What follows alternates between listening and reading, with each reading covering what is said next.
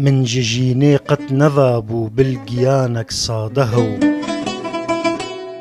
أزد ترسم جد منكي تفمجو دومان رو سرطويني تابكويا واجيانا من بهرت سوزو بيماني جياني تفجبو من بوندرو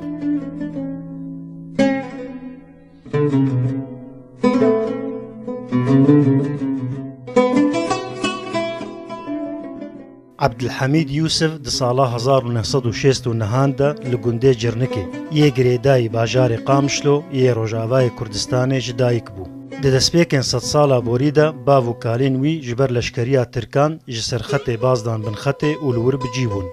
Ji ber eşqa wî ji zimanê dayîkê re Abdulhamîd navê xwe dike Kasî û pê tê naskirin. Tevî ku ew xwendina xwe xilas jî dike lê ji ber ku mektûm bû ango tu belgeyên wî yên fermî li ba dewleta Sûriyê nebûn ji xwendinê tê dûrxistin û neçar dibe kar bike da jiyana xwe birêve bibe. Jiyana xwe de gelek kar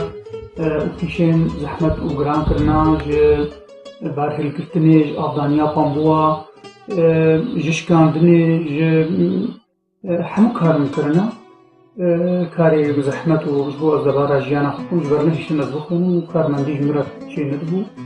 û heta çênedibû em li otêla jî rabûn heta çênedibû sernavdadê xwe me nivîsandin yan zarokên sernavên we me nivîsandin.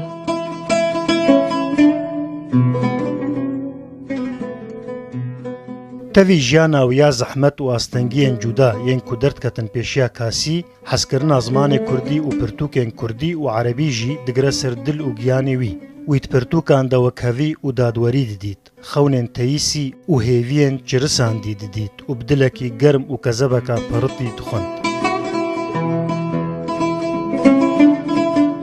Kasî wek tiyê peyv û bêjeya Kurdî ya Resen beriya bêhtirî 25 salan dest bi xwendin û nivîsandina bi zimanê şêrîn dike û bi taybetî dibe aşiqê helbesta Kurdî ya klasîk.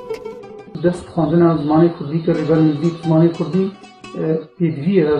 mirov pê bixwêne û min dest bi pirtûkên Melayê Cezerî pêşiya pêşî yan cêbexwînin xwend دوورە مەڵای جەزەری ئەحمەدی خانی فەقیه تێرا و مەڵا ئەحمەدی پالۆ یا ویژی پرتوکێ ویژی بتخواندن و دیرۆکا کوردی باش مە ئەخوان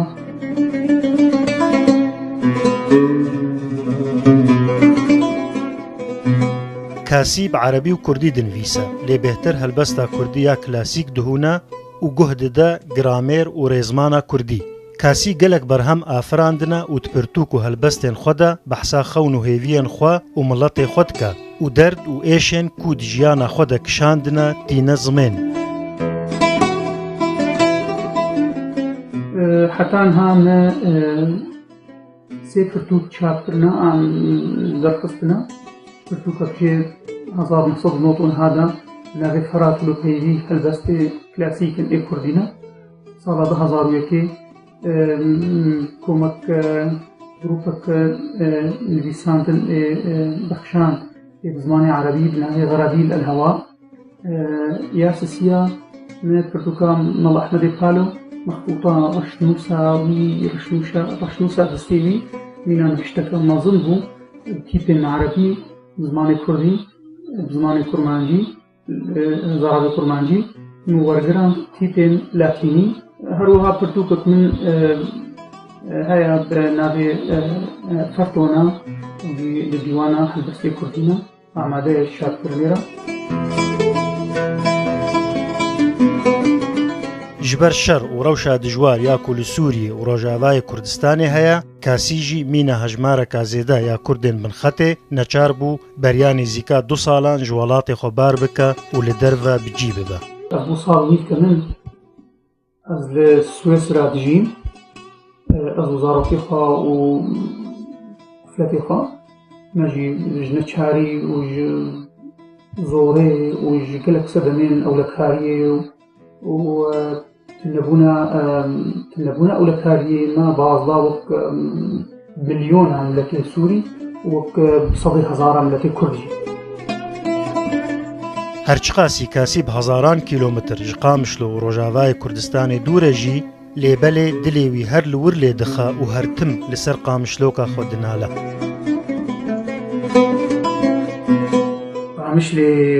قامشلێ ئەز نەخۆشم تو ساری وەی یارا بۆ من هیشلێ وەکە قەدەحەک ساری ئەبوود و نەبوود گشلێ لەو دیلم بسەر ساری دوورکردن ji خوێندنێ قۆتێن وێ بە هەزارە دا پیس ببن بدنێ بخوێنن بە چزارە داربن بانادنێ بخان و bi بازارە یê nebasî dê nejî ev koka basiya وەکە ماسیکی دەژی bi bazara masiya ser dibejê dihejî pirçên kete dasiya pir pir dijî jînêne dijî gul û giyana sûcê dexs û kînêne kîna wan digiyana dîndarê xwînêne aştî ji wan yana بەسا مستەفا ڕووداو